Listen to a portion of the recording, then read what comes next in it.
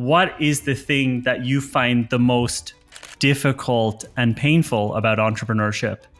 The most painful part about being an entrepreneur to me is the uncertainty, period. Anything could happen.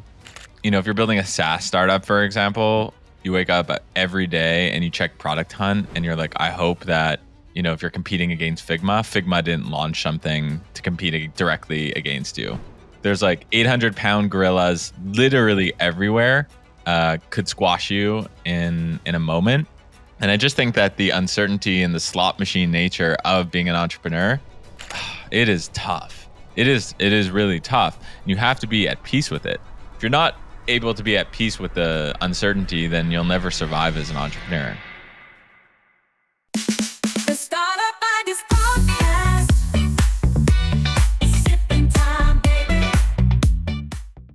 Jay Scream is back. Hello. What's up, dude? I'm sipping here. I'm sipping over here. Sipping time, baby. Woo! I'm sipping some booch. I don't know if it's pronounced bouche. Bouche. It means bouche? Mouth in French. It means mouth? Oh no, I'm sipping on some mouth. Yeah, wouldn't be the first time. Hey! How are you doing, man? I'm good. I'm at the cabin in the woods on the lake, Canada. Very nice. Feeling good. Just had a nitro cold brew. Oh shit. Which makes you feel real good. There's about 350 milligrams of caffeine in it. Whew. So that's an average cup of coffee, I think, has 80. Oh, that sounds dangerous. Yeah. So I'm ready to talk about whatever it is you want to talk about because I'm in the matrix. Okay. All right. So before you hit record, I asked you if it was going to be okay to bring this topic to you, and you just pressed record, so you don't know what it is yet. So that's how the podcast works. I like it. I've been running my company for 14 years, coming up in September, AJ&Smart, and there's been many, and basically the topic I want to talk about is kind of like burnout and keeping going as a self-employed kind of solopreneur, entrepreneur. Like, I guess my first question is, do you ever feel just like, fuck, like I just have so much going on. There's just too much. I just want to get rid of it all and go sell it and live in a cabin in the woods in Canada. So I guess my first question, before I even ask any other questions, because I want to learn some shit from you here, is do you get to those phases where you're just done with it all? I don't. Like, really? I don't. I don't let it get to that point. You know, if I'm ever feeling like I'm overwhelmed and too much stuff is going on, I just take a step back. Like, instead of, you know, here's one thing I'll say. I actually work every day. Like 7 days a week, I'm working some amount of time. And I know that's not what you're supposed to do, but I do it because, especially in the mornings for me, I notice that like I'm really, like, I get like 1 hour of work is like in the morning is like 8 hours in the afternoon and night for me. So if I notice that I'm like getting close to being burnt out, like maybe instead of working 2 hours every day, or on a weekend type thing, I'll just, you know, I'll go to 30 minutes. So I'll just, or I'll go to 0, you know? So I'm very conscious about the burnout, and I just don't get too close to the sun. So talk to me about this. You work every day, by the way, which I think is, who gives a shit? Like, there's no rules about when you can work and when you can't work. And I think it's ridiculous that, yeah, everyone's trying to jam everything into the Monday to Friday. And actually that could be causing a lot of burnout because you're jamming it all in there. Then you're like, now is my time where I take my break. And now I'm back. So you said you work best in the morning. So the reason you work every day is just so you can work every morning instead of having to work full days just Monday to Friday. Like, how much do you tend to, like, what's your workday look like? Well, I work every day because I don't look at it like on a week to week basis. I'm like, okay, I've got like some stuff to do this year and some goals I want to hit this year, and I want to hit them. And So my average day is like I wake up pretty early, and I have 3 things I need to do every single day. And if I do those 3 things by 2 p.m., I'm out.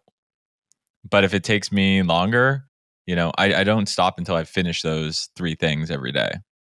How do you figure out what those 3 things are? Are you doing any sort of like, I don't know, task making exercises or prioritization things? Or is it just like you wake up and you're like, here's the fires or here's the interesting things to do? Or, well, what does it look like? I think people who over optimize on like this whole productivity system stuff, like take it too far. You inherently know that there's like 2 or 3 things that you need to do. Just do the thing. And also, can we be honest? It's not like we're toiling away mining, doing mining, going down in a mine shaft. We're literally pressing buttons on the internet. That's like our work, Absolutely. And it's so fun. It is so fun. I think so. I'll tell you where my struggle comes from. So I agree, it's fun. I also don't have productivity systems, and honestly, most of the people I know who have like really detailed productivity systems are generally entrepreneurs. They pretend they are going to be entrepreneurs, but all they do is just make like systems, but they don't make any money at all. I actually know someone who's I don't want to. Yeah, it could be too close. Let's say I know a person called Kevin, just because I have this book here, right? Who obsesses about systems and reading all the books and reading all the entrepreneurship stuff and collects all these systems and literally has never made $1 as an entrepreneur, mainly works in corporates, but talks about being an entrepreneur all the time. And so I would generally agree with you. Productivity stuff is just like not for real business people. Here's the non-system system. I'll give it to you. The non-system. Yeah, hit me. Greg Isenberg's non-system system is this: wake up relatively early. What's early for you? Whatever. No, for who, for some people that might be 8:30. For some people that might be 4:30. So whatever it is for you, wake up relatively early. Take out a piece of paper or an iOS note and pick 3 things that you need to do. Do the 3 things, and don't get burnt out. Don't fly too close to the sun. Like that's what it is. That's all it is. Quick ad break. Let me tell you about a business I invested in. It's called boringmarketing.com. So a few years ago, I met this group of people that were some of the best SEO experts in the world. They were behind getting some of the biggest companies found on Google. And the secret sauce is they've got a set of technology and AI that could help you outrank your competition. So for my own businesses, I wanted that. I didn't want to have to rely on Mark Zuckerberg. I didn't want to depend on ads to drive customers to my businesses. I wanted to rank high in Google. That's why I like SEO, and that's why I use boringmarketing.com, and that's why I invested in it. They're so confident in their approach that they offer a 30-day sprint with a 100% money back guarantee. Who does that nowadays? So check it out. Highly recommend boringmarketing.com.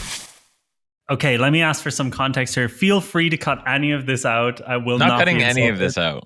But I'm going to ask questions as if you might cut stuff out. But great. I'm just going to ask freely. Okay. Yes. Many times when I'm talking to entrepreneurs who are very relaxed, and I'm confused about why they're so relaxed, I find out that they're already ludicrously rich. So I'll give you an example. I know an entrepreneur who talks a lot about, not pushing too hard and like it's all easy and it's all fine. And I found out that he got like an $18 million kind of inheritance a very long time ago. And then I was like, of course I wouldn't be fucking burnt out if I had 18 million in my bank account. So my question is, were you always this chill? Well, first of all, do you have like crazy inheritance and you just don't give a shit about money and it's all good?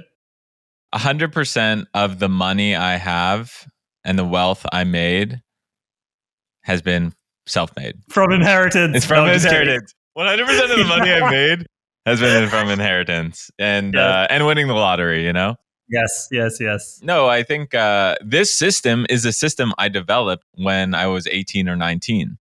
Okay. Yeah. So when I had nothing, when I had no companies, when I was just getting started, this is what I developed. So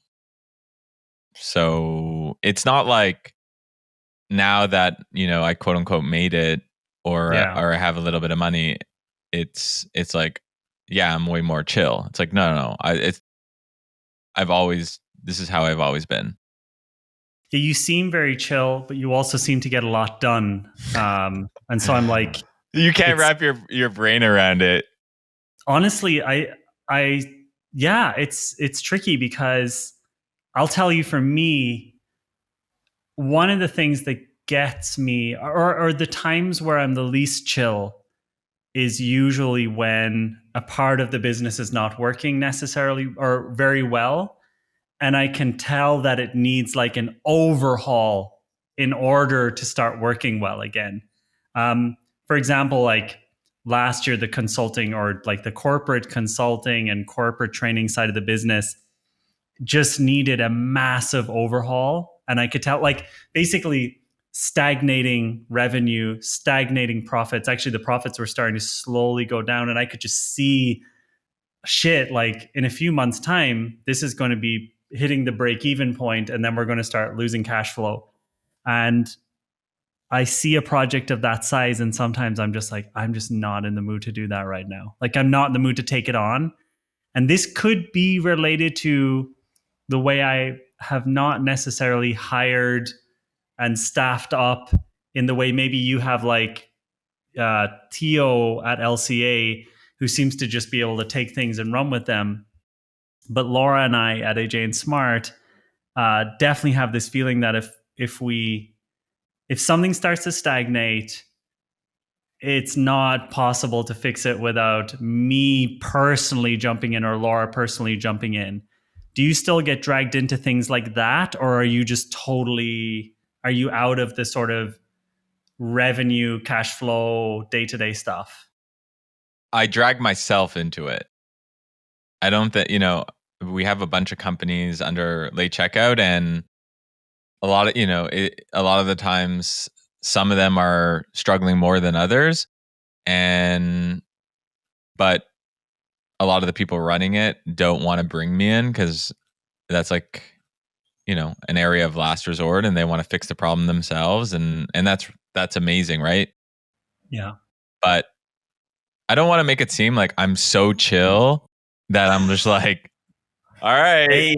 yeah, good luck, all these companies. I'm not. I really care about these businesses seeing full potential. So like I'm in the Slack, I'm looking at things, I'm asking questions, but you can do those things and not work 20 hours a day.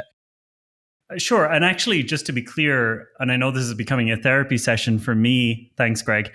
I don't work an abnormal amount of hours. It's more like the amount of hours I do. And sometimes it is 3 or 4 hours.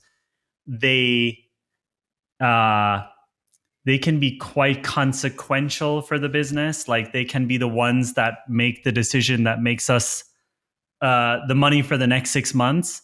And obviously I have experimented with stepping out and being out of the business for quite some time. And then like more stagnation sort of kicks in.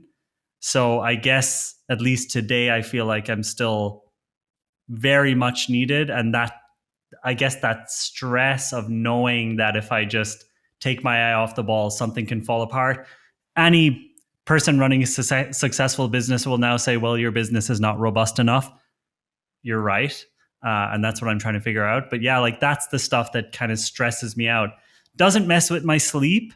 It isn't all the time. But it does. There are like sometimes weeks where I'm like, oh man, now I want to sell the company. Like whenever I'm annoyed with AJ&Smart, I'm like, fuck this. I'm just taking the money out and I'm done. You know, that comes to my mind.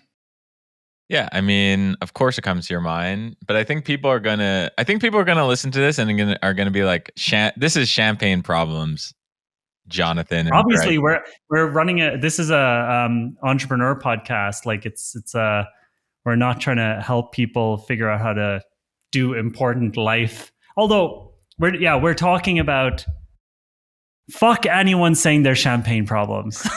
They're coming to this podcast to listen to two relatively successful entrepreneurs talk about stuff.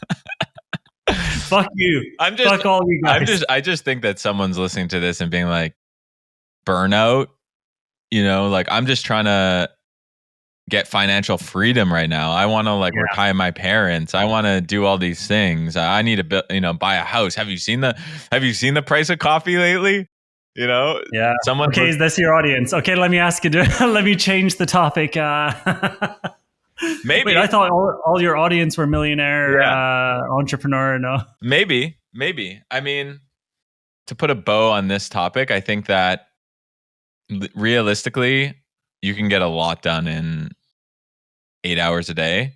Just figure out what are the most productive hours and slap do not disturb mode and have a cold, nitro cold brew. And see you in outer space. Do you use Zyn? Do you use nicotine pouches? I'm not a Zyn. You're not a Zyn boy? No. Oh man. Yeah. I mean, I only realize now that Zyn is these pouches that they also sell in Sweden. So easy access, but I heard they can be quite addictive. Yeah. Yeah. I think that's what they say. Nicotine is, what is it? It's like more addictive than heroin or something like that. Oh my God. Yeah. Okay. Yeah. I'm going to just continue drinking mouth. Yeah. until further notice. Okay. Wait, I just want to make sure I got, so you basically just don't ever get to the point where you feel overwhelmed or stressed. You don't go too close to the sun. That's right. Great, dude. And I mean, of course I get stressed. Business revenue's down 30% month over month. We lost our biggest client. I don't know. Our technology is built on this API and they just shut it off. That's stressful. But being stressed isn't going to help the problem. What helps the problem is figuring out what is your most productive, time zone. How do you get in the state to get most productive? Right. And then what are the things that you need to do to move the needle the quickest, and go and do that. And that's it. And just do it every day. Yeah. And I know that sounds like really simple, but that's what it is. Everything else is noise and fluff and this is the system that worked for me. All right, dude. Yeah. You're fucking Superman over there. So the unfortunate answer to this question is you are as chilled as you seem. Unfortunately. Would your employees say that you are a chill person to work with? I don't know. Because I think when they see me, it's always in a moment of there's something wrong and me being like, right. Ask. I'm also very direct.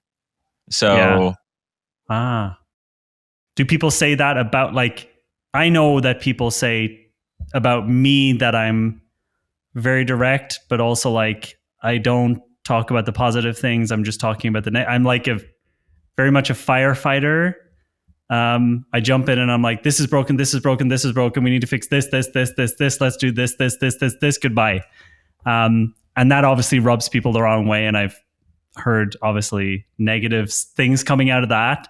No one who works with me would say, "Oh, Jonathan's so chilled." It wouldn't be what they would talk about me publicly. Yeah, I don't think people say that.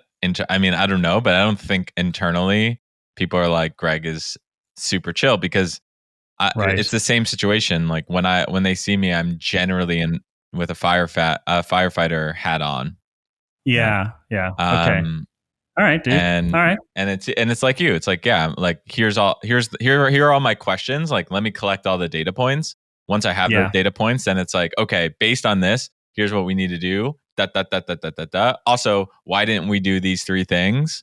And the reason why I say that is because I don't want to dress up as a sexy firefighter. Just topless, but not in shape. I always said that for you because I know that you'd appreciate that. I love it. I love it.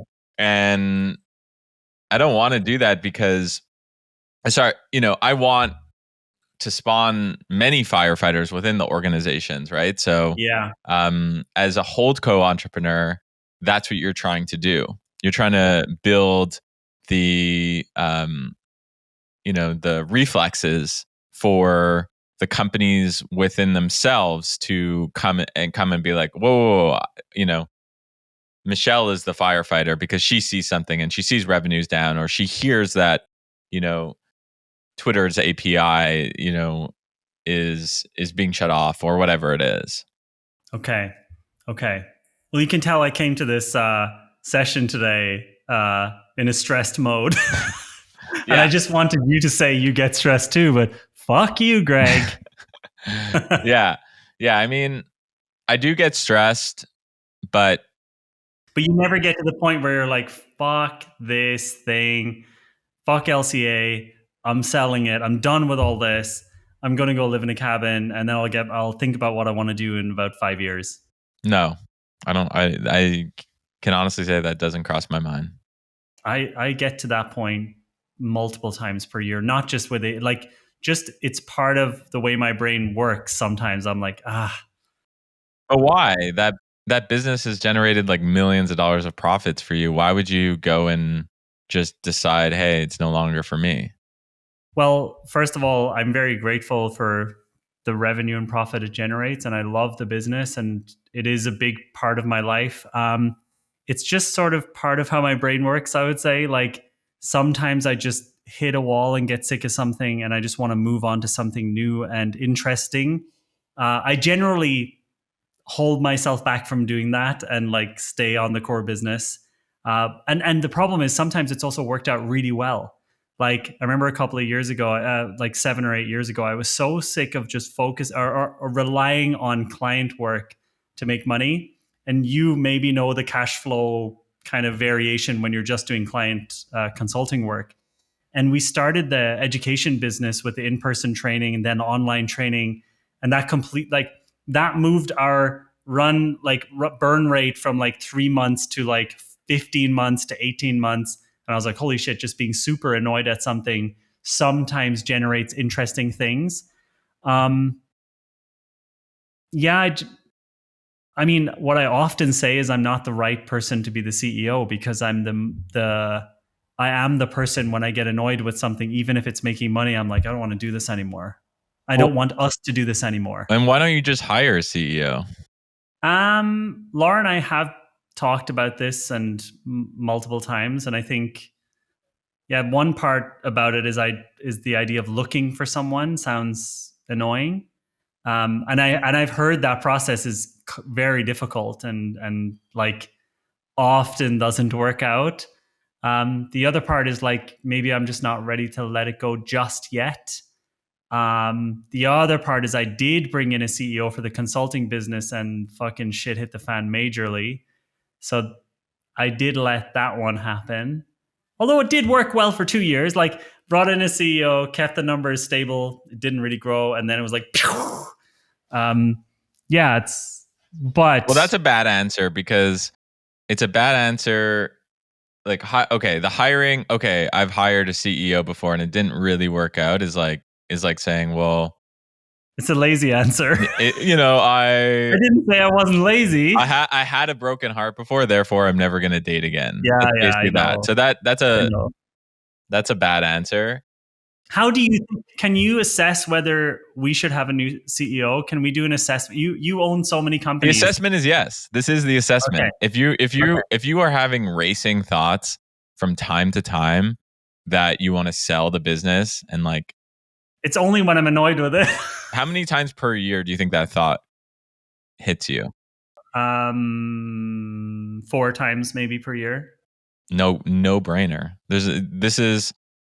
If that thought is coming at least once per quarter, then see you later. Life's too short for it. You'll hire someone who actually cares a lot about it more. Now, you have to be okay with the fact that CEO might be worse than you and it might not work out, and it might take 3 CEOs for it to work out. And that's just the nature of, yeah, I know. And it's crazy. And, or you might get lucky. But I think that that's just the reality of giving your baby to someone else. I'm not against it. I think, we're doing sort of a big relaunch in September. I talked to you a little bit about it off the podcast. And I think that's the point where I basically have the vision for the next 12 months, which I'm very excited about and very happy about and very proud of. And I feel like once that's in place, that's the next 10 years worth of stuff for the company to do. And I think I prefer for in that decade to be more in the role of the person who's bringing product ideas and bringing being the sounding board for someone else who's running it versus being the person running it and making the decisions. Yeah, it's a constant conversation, dude. I have no idea if any of this is interesting for your audience. I'm just telling you. I just answered your question. Sorry. I mean, you're like the audience is here to learn how to start a business, and we're like, so when you're 15 years into it and it's already making millions, here's the small problems that you're gonna, I think if I were you, I would also become a HoldCo entrepreneur.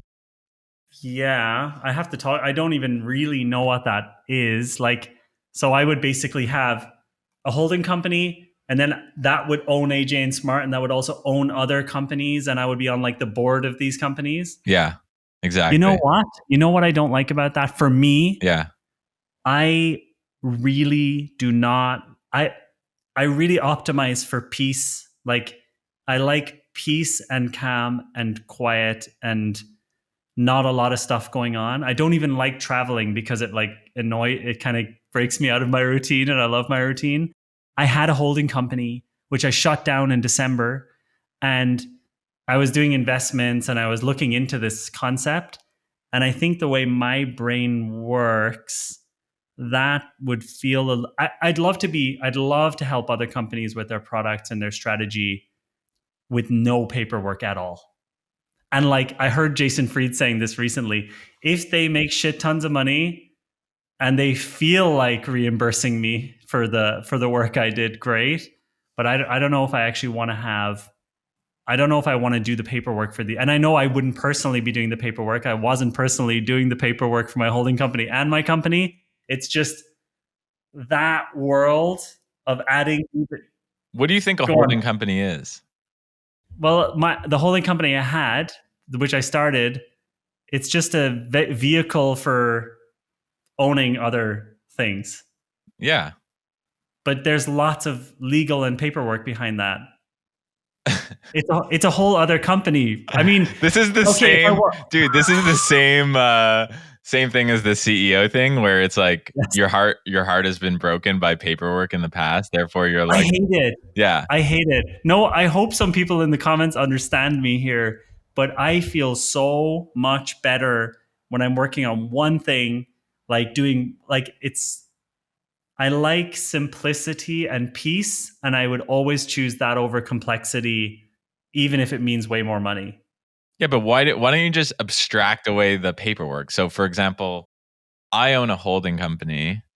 I'm a co-founder in a holding company, Late Checkout, and there's deals that get signed all the time and paperwork, and inked up, but I'm not involved in signing them. I just trust other people to sign them.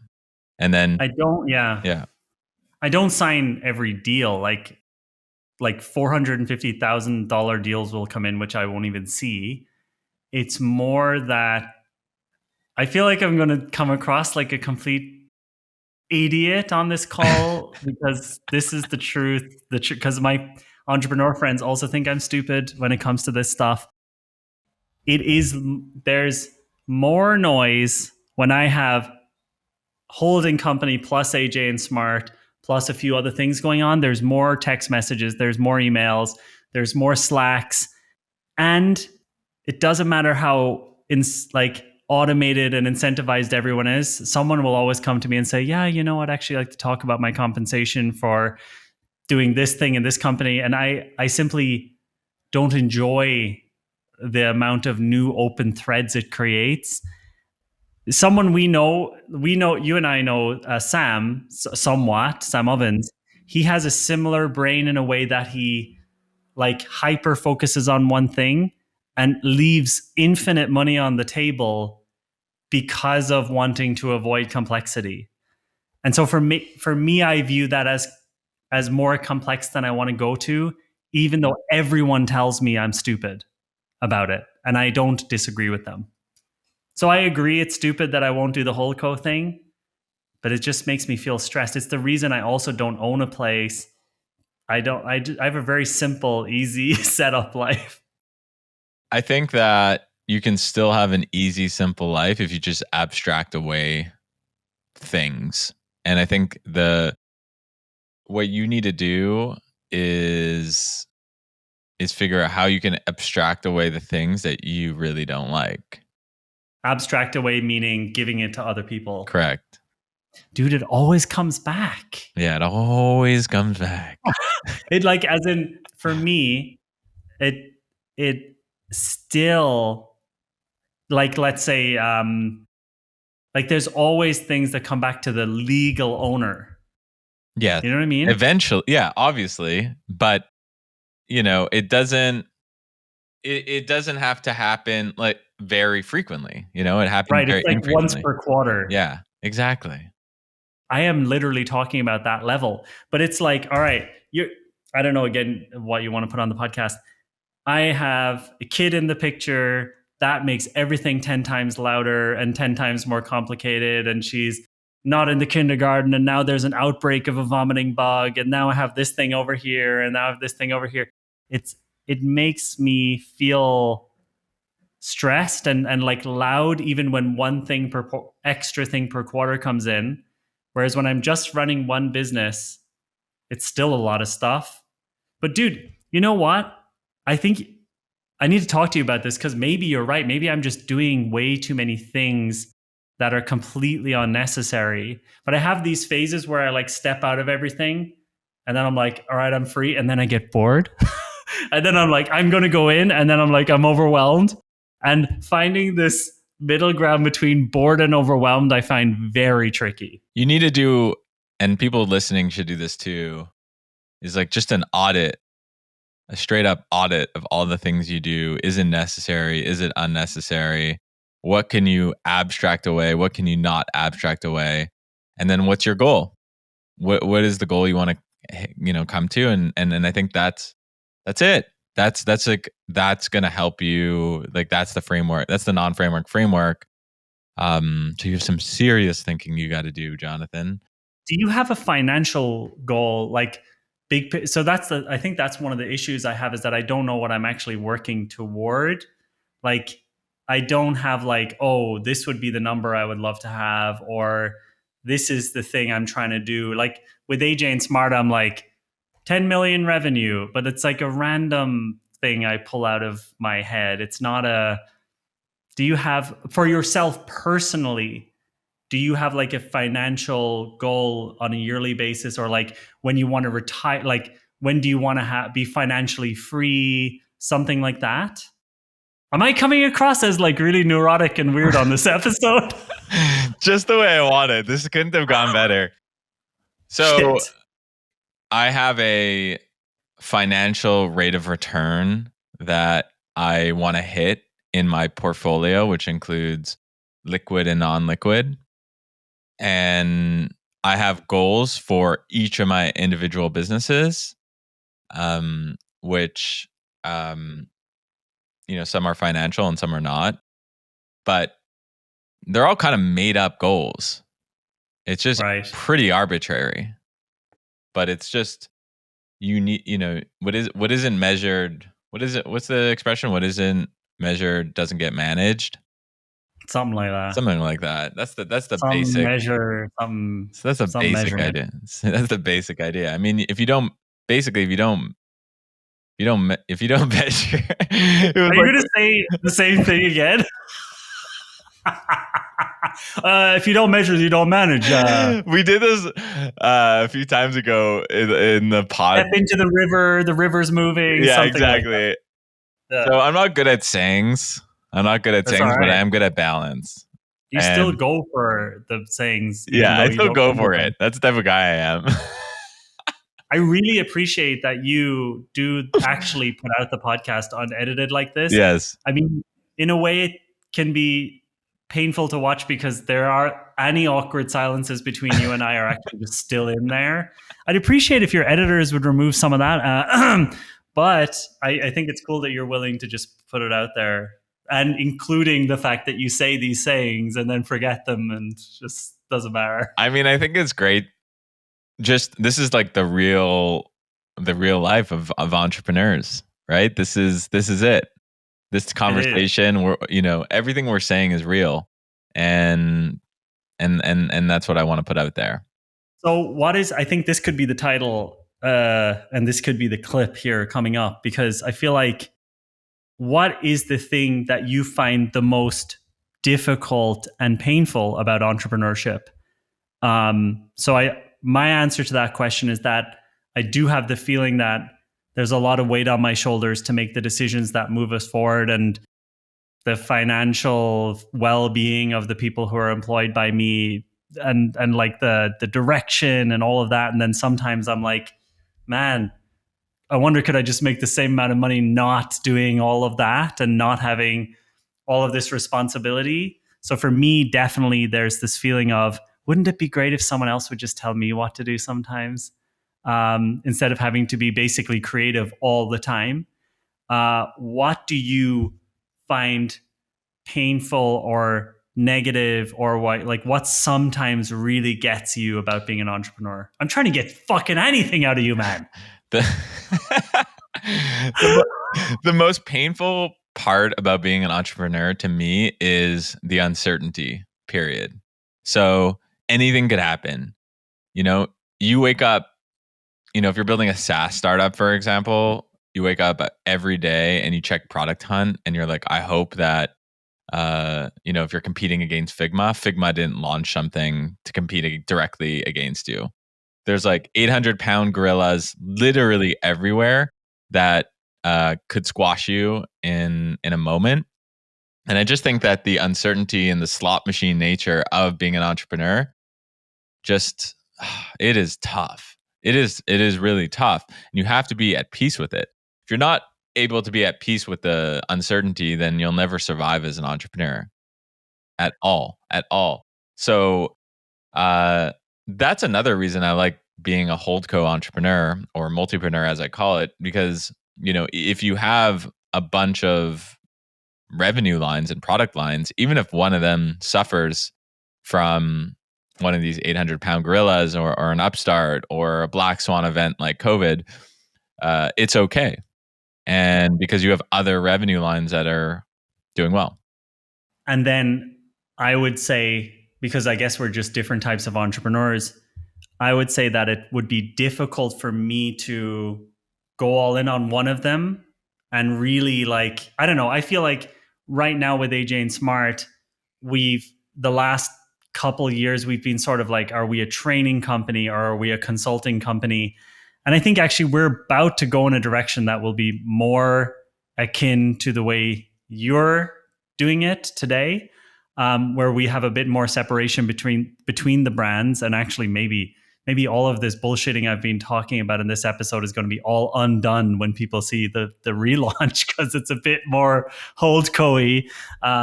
But I think for me, I struggle. First of all, uncertainty, absolutely. I think if you inherently struggle with uncertainty, I don't think you'll even go into entrepreneurship. Like, you have people, I feel you like might. You might, because like there's a lot of people listening to podcasts like this and just seeing entrepreneurs out there, and they're like, I want that. And then once they take the plunge and their heartbeat goes from 120 to, their resting heartbeat goes from 120 to 180 overnight, then they're like, what did I just sign up for? What have I done? What have I done? Like, your podcast talks a lot about ideas, and I think ideas are great and all, but underneath, you can't come on the Startup Ideas podcast Dude, Not I talk love the one podcast. startup idea. By the way, I'm going to give a startup idea at the end of this podcast. Okay. And then talk smack about startup ideas. Yeah. No. Listen, I think you'll agree with the next thing I'm going to say. Ideas are really important, but the person who's actually executing the ideas and their mindset and their abilities is just as important, if not more. Like if you took any of Cody Schneider's ideas, his second name is Schneider, right? Yes. Okay. If you took any of Cody's ideas, but you were really worried about uncertainty all the time, and you were still like, I don't know, you just had this, and you also got overwhelmed very easily, and you had a lot of fear, you'd have a harder time than someone who is more entrepreneurially inclined. You'd struggle with it more. And so I think execution is just extremely important. You came on the podcast to say execution is everything? Execution Ideas Podcast. Oh no, Startup Execution Podcast. I mean, obviously execution is important, right? You can't just come up with ideas. But like when I say... Yeah, debate me. Yeah, I'll debate you. Actually, yeah, then let me put my statement more clear. Yeah. I do actually think execution is more important than the ideas themselves. And I've seen people try to execute the same ideas as I do, but they give up much quicker than me. And so therefore, it's as if it didn't matter in the first place. Ideas and execution are really important. You can't do that one. That's not a debate because I'm going to agree with that. I'm going to agree with that. The reality is this. If you have really good ideas on a product, a niche, how to grow it, and then who to hire to execute on it, then you're Gucci.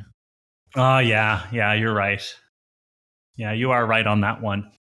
I guess when I say execution, I mean the actual ability to follow through and even hire that person. Yeah. Yeah. I mean, tomato. You know what I'm saying? Tomato.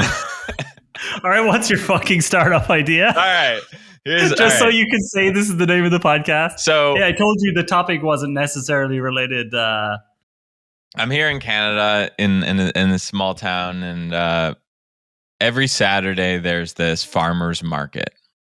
And I've noticed that this farmer's market over the years has gotten busier and busier, and people are getting just cultish over it. And I've noticed this in when I'm in Miami, the farmers markets, and other places, there's farmer markets. And it's just this whole like shop local, shop organic vibe that I think, and I don't know how it is in Europe. Similar? Yeah, okay. Similar. Like really they become super overcrowded. Everyone loves them. I also love them. Yeah. I don't know what you're going to say next, but that part is similar. What I'm going to say next is that I think that, so this town that has the farmer's market is a really small town, but there's so many people that come during on Saturdays that it's like really good for the town. They find out about the town. They're coming from all over. There's then the, restaurants are popping up and all these sorts of things. And I think that there's an opportunity to basically be the person that manages, organizes farmers markets, and then goes to, you can go to cities and be, or towns and villages and be like, hey, like, we want to set up this farmers market, give us some space. You curate the merchants. The business model could be you either charge like rent essentially for the merchants, or you just take like a percentage of revenue. And you're making the world a better place because, shop local, shop organic, all these things. So I just think that there's an opportunity. This is a non-digital idea, but I just think that there's like a pretty simple idea where if you care about shop local, you can probably convince a lot of these entrepreneurs to set up shop. You don't need that many of them, maybe like 6 or 10 to start, and definitely and I think you can make a few $1,000s a week. Just get going. And then the last thing I'll say is what I like about this idea is, if it works in this small town, you can bring it to other small towns. And replicate the model. So I actually think that this is like a several $1 million a year idea. I love it. And you could even like, okay, so the idea would be you're running, is it like a two-sided marketplace as well, where you're also essentially bringing the customers by being also the advertiser for the event? Yes. Okay, so that's really cool, because what you could also do, and you know, if you want to get funding, you have to say the word AI. So you have to use AI to find the perfect towns where you can set this up, where you can say, find me, we use this amazing AI to find the towns which do not yet have farmers markets, but have all of the supply and are surrounded by a lot of demand. And so we find these center points and we turn them into these third spaces where people from different towns can come together and and you could also then expand it to, I don't know if you guys, like flea markets in Berlin are also super popular. Yeah. And they like combine flea markets with farmers markets, and it's like a whole thing. You could just expand out to anything where this concept of local, also like local art, local pottery, local furniture making. I love the idea. I think it's great. Yeah. Yeah. That's the idea. And that's the And you're giving it away because you know no one can execute it. I'm giving it away because I would like to see you need more a lot of these. nitro coffee for that one. That's true. I would like to see more of these pop up, and I just think that it's one of those like really validated ideas. The hard part about the idea is just getting these entrepreneurs to agree to show up on a Saturday morning or whatever, because they have to staff it. It's like a big logistical thing as well, because well, that also gives it sort of like a moat, because if you can get this working, it's really hard to compete with. There's a, I'm not going to reveal where I live, but there's a market near to where I live. And the company, obviously, who runs the market, you know, they set up the tables, they set everything up so that the different companies can just, like, there's a place here, if you Google it, called Markthalle 9. And you rent the space, they have the space, they've now expanded it out onto the streets. It's unbelievably popular. And it's gone from being a farmer's market to now there being events on like Thursday nights, and like Saturday there's like this cheese event, and then there's a chocolate focused event. That shit is like expanding like crazy. And I never thought about it being I never thought about the idea that you could be the middleman in between all of these places. Even then, finding the location, even like renovating the place, being the person who brings all the tables, you could really like corner that market in your area. Are you going to do it? Probably not. You got enough, but you got your HoldCo. You can just like, you abstract it out. Abstract it out. I'm really into digital ideas right now. Okay. Yeah. But I think someone should do it. How would you start something like that? Would you start by going to the suppliers? Would you start by looking for the space? Like, what would be the early steps if someone in your audience actually wants to give this a try? What would be like some of the tomorrow this would be the first thing to do? Step one would be I'd create an audience in my town. So I would, local like restaurant reviews and hotel reviews and things like that, like build a email list or TikTok following in my local town. Once I have that, then I have leverage with the merchants, and I say like, hey, I'm thinking about creating this, flea market meets farmers market. By the way, I think there's like a name that you can own there. Like, what is that? What is that called? Flea and farmer. I don't put it together. Flea to mouth. Yeah. Yeah. Something like that. And, if I was able to pull this together and get hundreds of people to come on a Saturday, would this be of interest? And that's all you need. You just need them to say yes. And then once you have 5 or 8 or 12 of those, you go to the city, and there's always someone, or town, and there's always someone there who's like their job is commerce. And in my little town in Canada, that I'm in, I actually met with like the government official, and he was just like, you'd be surprised. You can like walk right in and into the town hall. These are small towns, and just be like, hey, like, is in this case, like, is Denis around? And and you just like have a chat with him, and you'd be how these people are open to having conversations with citizens or people who live there. And then you get them to support it in some way. And then once you have both sides, it's then you know, I don't think you're going to need that much of your own cash to actually get this going. So it has a lot of the ingredients I like for a business idea. Doesn't require a lot of cash to get going. It's something that could be replicated. There's also probably an opportunity to create like the brand for this for this type of experience. Like, for example, in New York, I think they have something called Smorgasborg. Have you heard about this? I've heard the word smorgasbord, but not the event. I think it's like, you know, someone's gonna kill me on this because I'm getting it wrong, but it's basically like in Brooklyn and a few other places.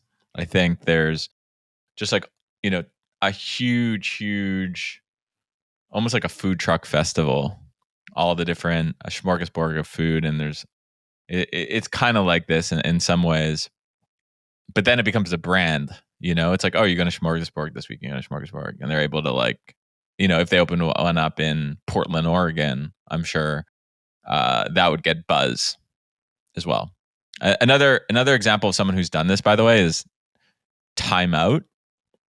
So they have these Time Out like food halls where they went to like the popular but landmark food institutions in cities, and then they created like a what's it called, a food court. So instead of having like Subway and McDonald's, it's like the local shawarma stand that everyone knows in the town. Yeah. I remember, I think I was in like Sweden recently, and I was looking, there was like this Time Out food court. I was like, why Time Out what? I didn't get the connection with the magazine. And so for me, I just had no idea what that meant. It was like, I'm going to take a little break, take a little time out. Okay, so this idea is super interesting. I have the boring agency that can go along with it. So let's say the HoldCo that creates this farmers market will have another business, will own another business, which is like the business that you can hire to help you basically invent and conceptualize and create the logistics around events like this. I honestly think if you had, like, one of the most difficult things to do, I'm flying to Palo Alto in a couple of weeks to run a training event, and selling the event, and the tickets are like 10K each, was 100 times easier than arranging the event and organizing it and getting the catering sorted. And in the end, we spent approximately $30,000, it'd probably be more than $30,000 to get it all organized. And we couldn't find anyone to help us with this. We ended up almost doing every element of it ourselves, or at least we didn't find any influencer or brand or YouTube channel that talks about setting up events in a way that it would make us reach out to them and contact them. And I was thinking, just when you were talking there, is we need the Greg Isenberg, or we need the, specific info. We need me for in the facilitation world, but for event management, which is, first of all, seen as a job no one really wants to do. And it's like always in the top lists of most stressful jobs to do as well. But it is a thing that a lot of companies want to do events, especially now post-COVID. A lot of companies want to go back to doing more in-person things. And it is really difficult to find anyone to help with that, to help with the logistics. Literally, the brief would have been, we're running an event in Palo Alto. It's 4 days long. There's this many people. Can you fucking help us figure this out? And like, we'll give you a 10K commission, whatever the commission is on the thing. And we couldn't find anybody, so we did it ourselves. So for this idea that you have, it would be amazing if you, as the entrepreneur, if you were starting it, could call up event in-person and say, hey, Greg, like we're thinking about doing this thing in this town. I really do not want to be involved in the logistics of it for the first one at least. Can you do like an event sprint for us and get it off the ground? Next time we'll do it all ourselves because you'll have connected us with all the people. But how do we get this event off the ground? Can you do an event sprint for us? Like that type of company desperately needs to exist. Someone who is very good at organizing stuff and enjoys that and gets pleasure out of it needs to start an event management company that isn't a website with pictures of big speakers and PA systems on it. It's a video of a person showing you how to do it all yourself. Greg content style, but for event management. Honestly, I think it would be a game changer. I think you could start it in basically every city and these people will be booked out forever. Yeah. Yeah. So there are experiential agencies that do, like, you know, if you're Evian and you want to, you know, throw an event at, you know, Wimbledon, there's big agencies that do that. A buddy of mine owns one. I think he does like 30 million a year in revenue. Oh my God. So those are like these like brand activation things, right? Yeah. So that exists. Yes. But, you know, I think for smaller companies, more like new types of events like the ones we're talking doesn't exist. And I wonder what you can do also on the business model to make it different and interesting. Like maybe you can do like rev shares and maybe you can make it a productized service in some capacity. So there's a lot here.